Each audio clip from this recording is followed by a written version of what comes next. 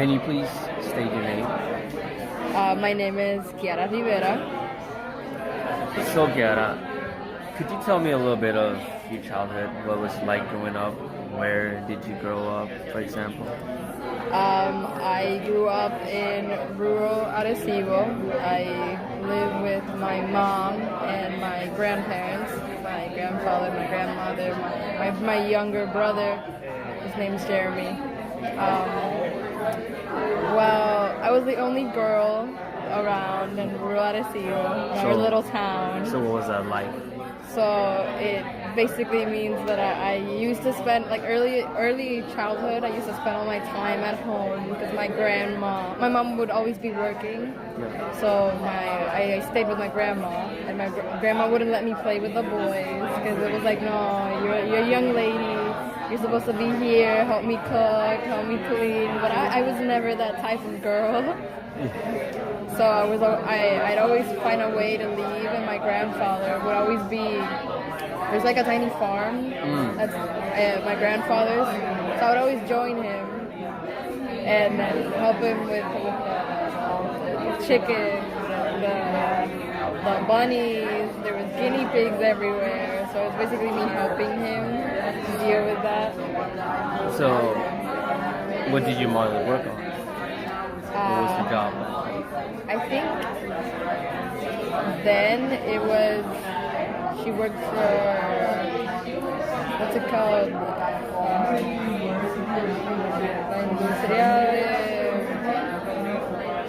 La farmacéutica, what's it called?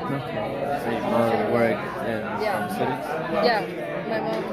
I didn't see much of my mom at first because she was always working, but after that she got a job at the Arecibo Observatory, which is where she is right now. You know that. And after that, I saw her more often because she worked fewer hours. So she would spend more time with us. But usually, it was just me and my brother and my grandparents. Did you ever get in any trouble while playing outside? Was skipping your grandmother's grips? Yeah. Something ever happened? I did. I remember this one time where she caught us. Okay, there's a church in front of my house, right? And it has this really big field, like where people like play. We used to play baseball and stuff like that, dodgeball. In my grandma's eyes, it was really dangerous. She was like, "Oh no, you can't play with the boys; they're too rough." But I did it anyways. But I remember this one time that she caught me, right? And she was like, "Oh, you're not leaving." But there was this water hose in front of our house, and I picked it up, and I turned it on. I was like, I am leaving. And she tried to grab me, and I just like hosed her down. You just sprayed your But I was a child, so there was no malice. I remember she started laughing, so it wasn't that bad.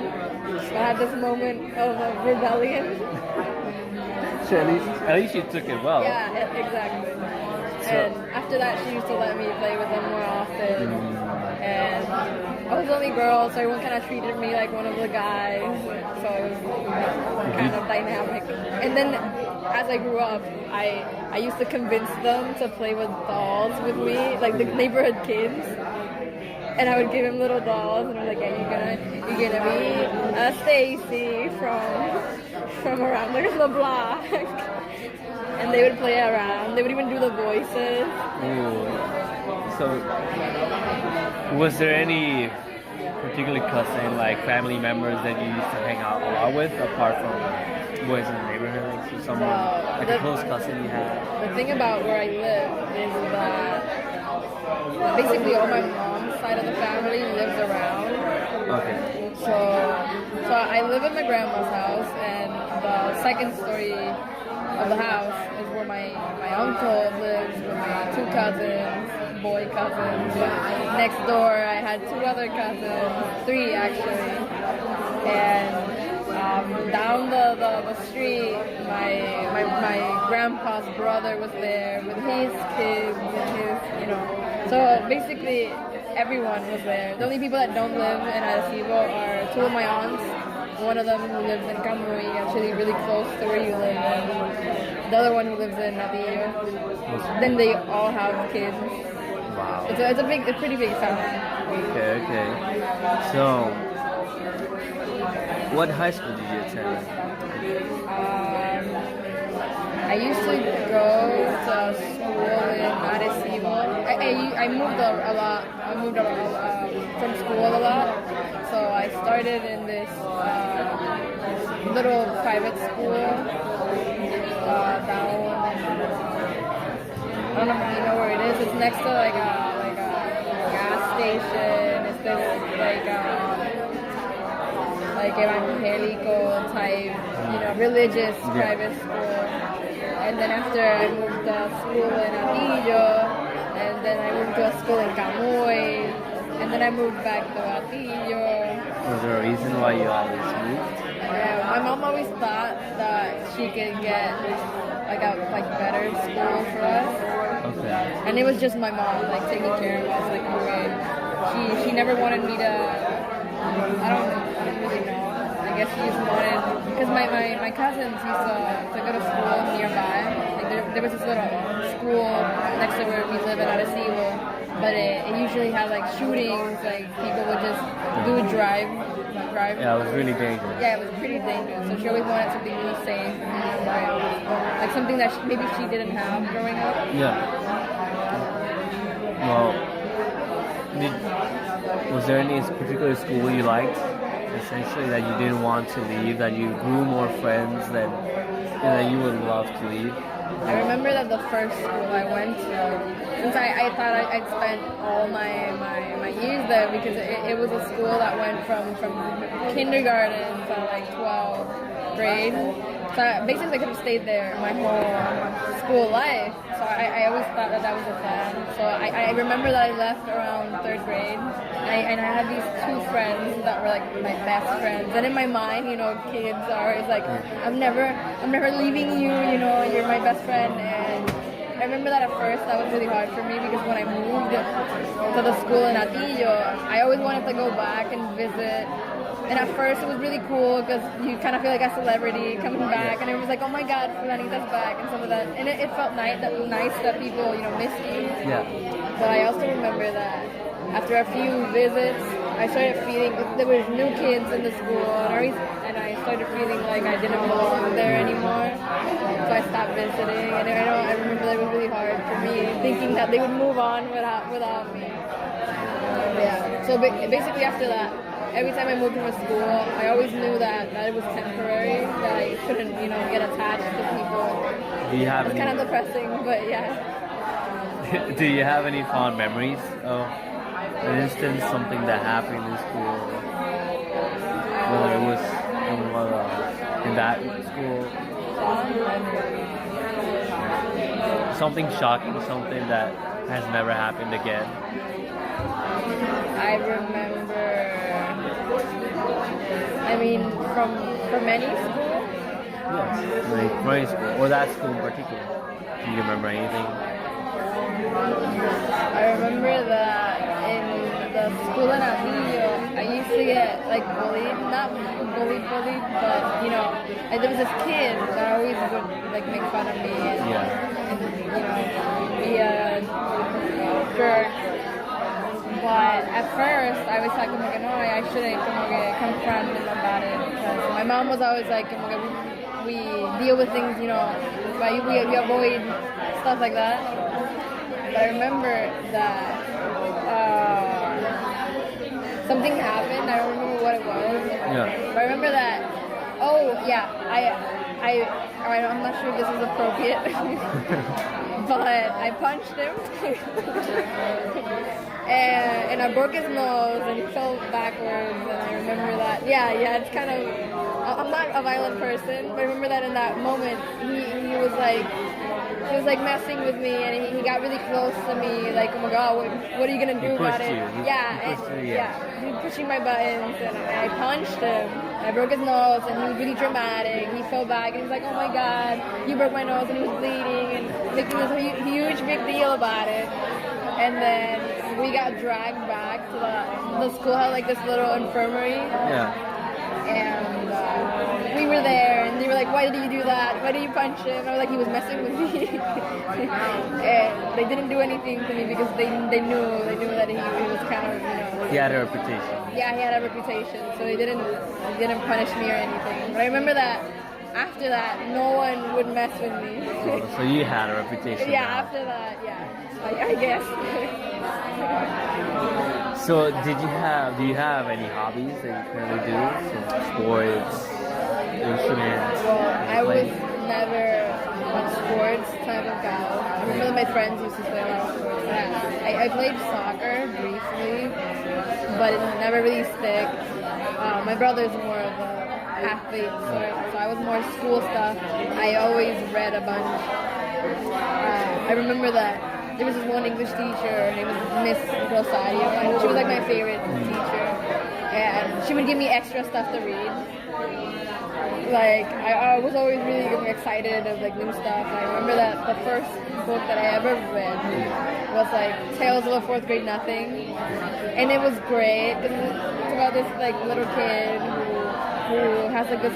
Okay, his mom is like, "Oh, you're gonna get a little brother." And he's like, "No, I don't want a little brother. He wanted a turtle," and it was like this funny story of this kid who was like always left behind and stuff like that. It was funny, and after that, I kept reading stuff. Okay, she would give me Harry Potter, stuff like that, and I started reading it on my own. So I kind of became like a. What would you say is your favorite genre of books? Back then, I'd say it was like little sci-fi, fantasy stuff. Because you're a kid and you like that sort of stuff. But right now, I think I read more like non-fiction and more realistic stuff. Although Harry Potter has a special place in my heart. It'll always have a place in my mind. But yeah, so I guess hobbies, I used to write and read, and I love drawing and painting. So more artsy stuff was more my thing. Yeah. I always wanted to play the guitar, and I used to pretend I knew how to play the guitar. Because I remember that one Christmas I was like, "Oh, I need a guitar." Someone get me a guitar, and I got a guitar, and I didn't touch it after Christmas. So only recently have I started, Yet again. Yeah. So, what was your experience during Maria? Like before the event, during it, and after? What was it like? Where I live, it's like a mountain. We live on top of a mountain, and a lot of the houses there are not very safe because people usually they've been there for years, decades. People haven't moved from there. But my grandfather lives in a cement house that he made himself when he married my grandmother. So out of most of the houses there, it's one of the most safest places. I wasn't worried that something would happen, but the house on top of mine, my uncle's house, is this wooden house, right?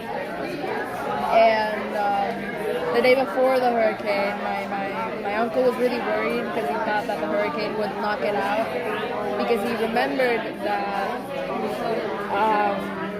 I think it was the last hurricane that the last big hurricane. Which I think it was. Yeah.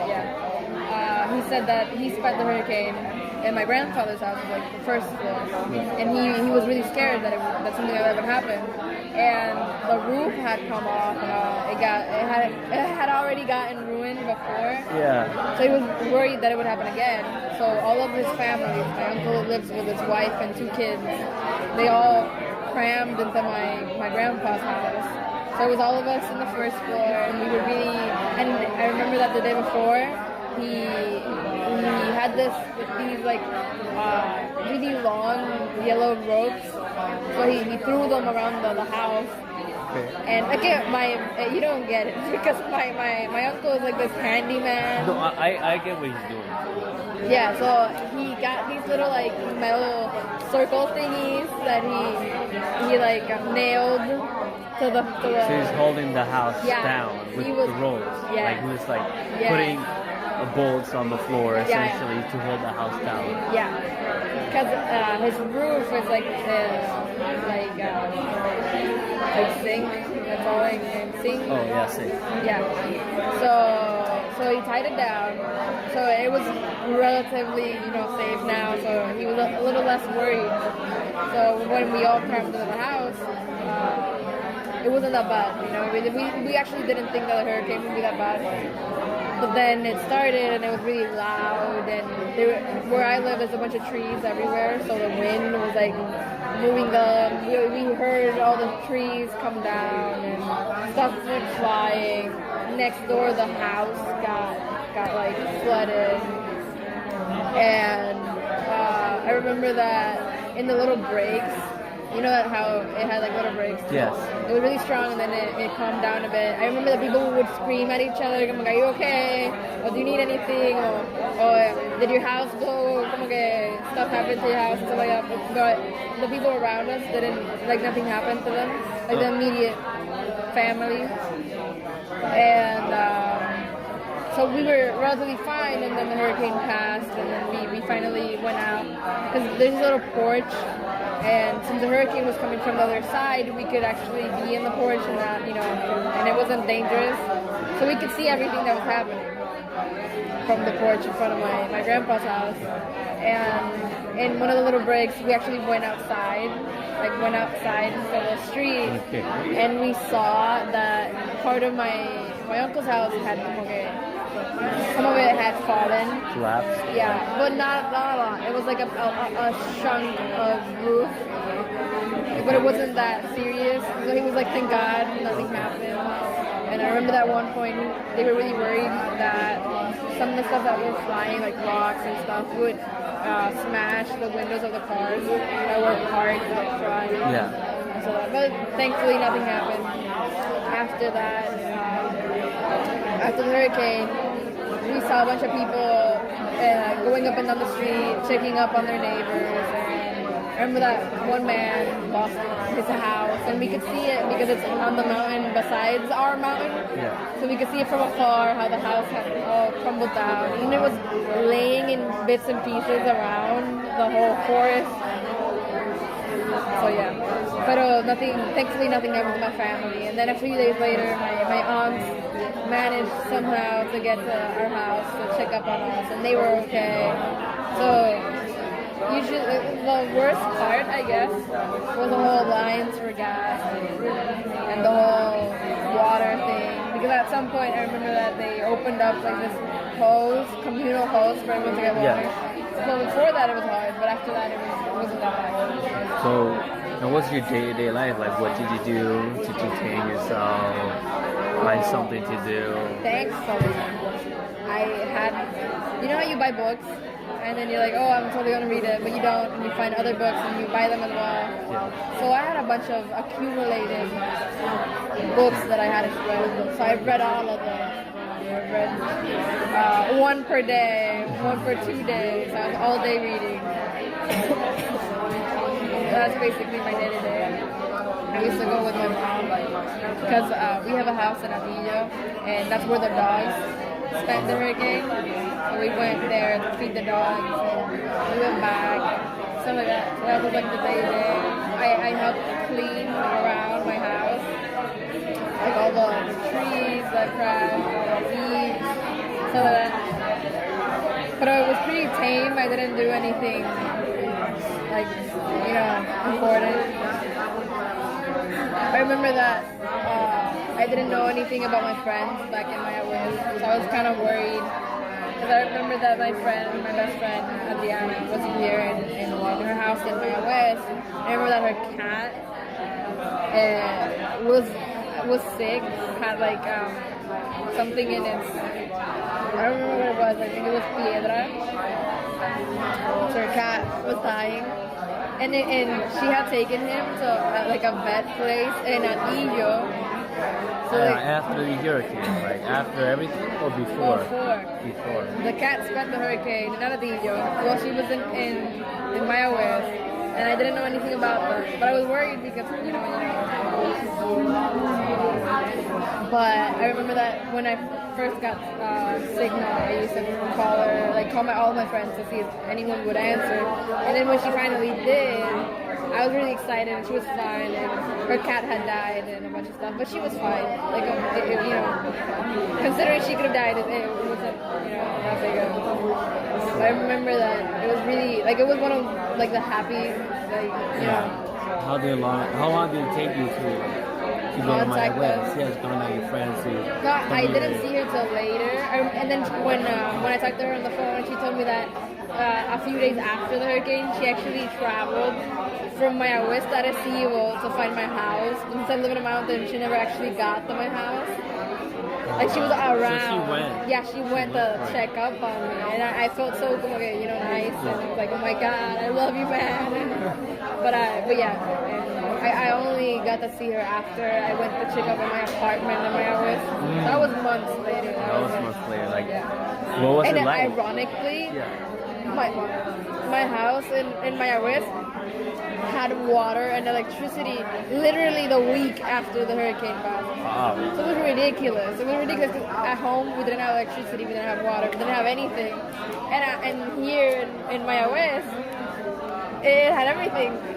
And my best friend had keys to my apartment, so they would shower. The whole family would shower in my apartment, and I was like, wow. So what was it like going back to Maya West Maya West was fine. It was relatively fine. Arecibo got really messed up. How was the class dynamics? Do you have electricity in the university? You notice that students are a lot more quiet, a lot more, like they're carrying stuff. Like you see it. How do you do?